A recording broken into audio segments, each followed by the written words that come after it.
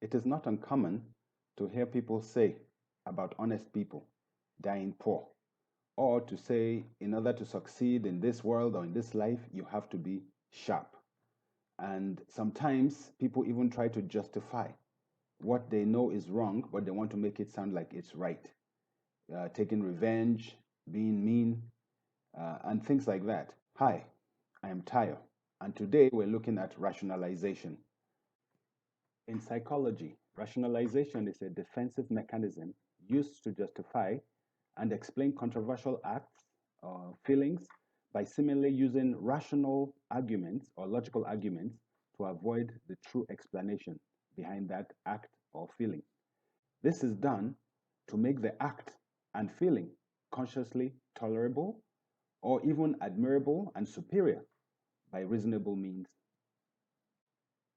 Neutralization is defined as a technique which allows a person to rationalize or justify a criminal act or unethical behavior.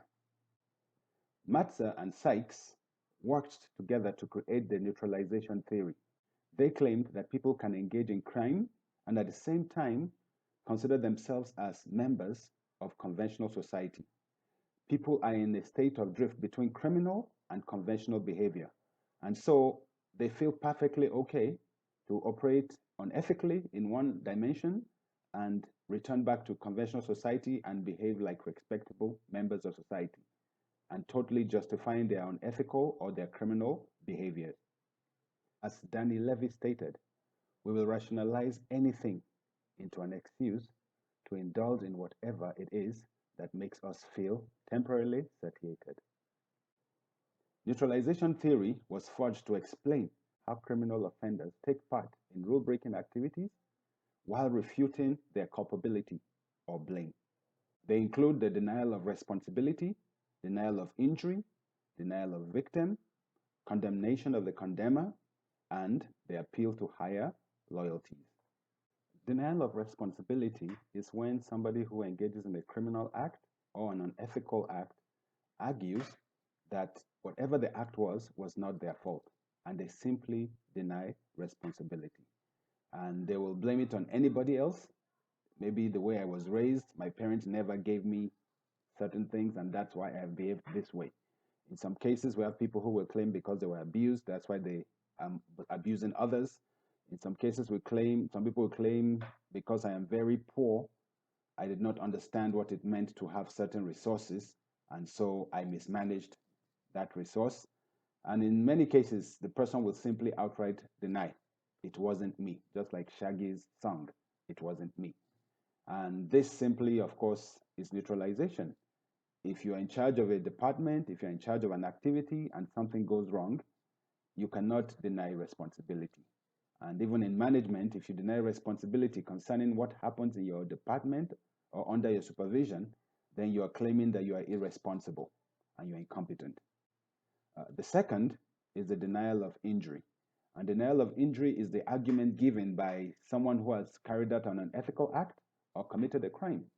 And they basically try to justify or neutralize by claiming that whatever they've done did not harm anybody.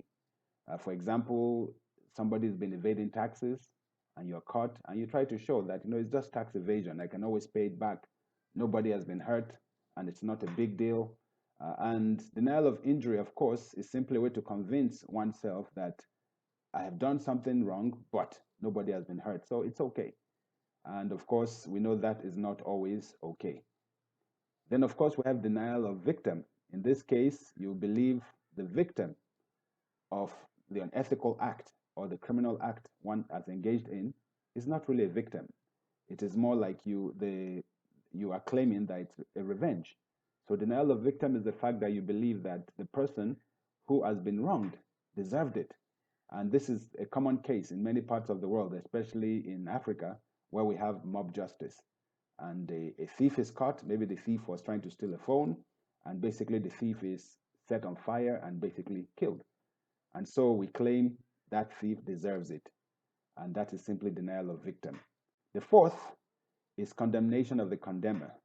In this case, the person engaged in the unethical act or the criminal act basically condemns those who are in authority, who want to hold them accountable.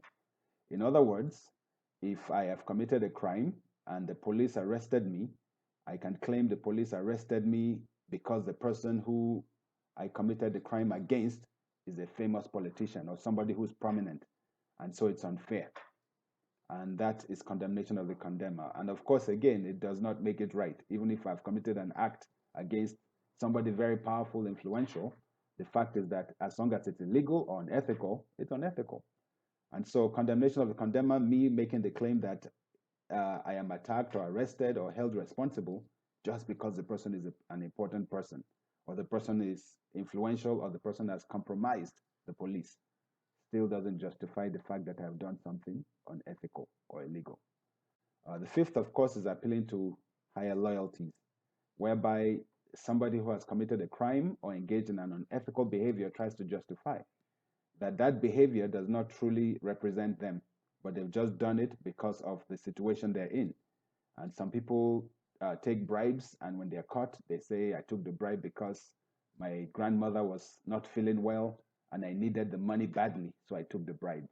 Others will say, my boss told me to do this, and that's why I did it, otherwise, it's not me. And basically, appealing to higher loyalties is a form of shifting the blame as well, where you're claiming that what you have done that is unethical or immoral or illegal is simply out of character for you. And of course, there's a common saying that every day is for the thief, one day is for the owner. So normally that day when the owner catches you, the thief can appeal to higher loyalties. From domestic violence situations where the perpetrator accuses the victim to situations whereby you find a rapist accuse a person raped of dressing provocatively. You find that rationalization has been used in different areas of life. And in organizations where there's institutional corruption or systematic corruption, you find that rationalization is used as a way to justify what is going on. We have that belief to make things happen in Africa, to move documents, to get people to do things, you need to bribe so that it moves. And it has become a neutralization technique whereby it is perfectly okay. And even to apply for a job, you're shortlisted, you come for the interview, you have to pay somebody somewhere to get that job. And people feel it is perfectly natural. If you want the job, pay for it. If you want to run for political office, you have to buy the vote. You have to bribe people. You have to know the right people. And all these things have become perfectly okay and normal in our society because of rationalization and in particularly because of the whole idea of neutralization. It is not as bad as it seems. You can always make a few shillings on the side in spite of your job being that you have to do that work without being bribed.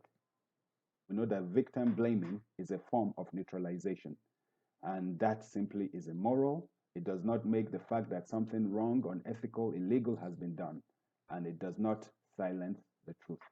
But when all is said and done, no matter how we rationalize it, the truth is always the truth. A bribe is a bribe, a rapist is a rapist, a thief is a thief. And whatever is illegal, whatever is unethical or immoral is immoral. You can never, ever deny the truth. It might be silenced, but the truth is always out there, waiting to be found.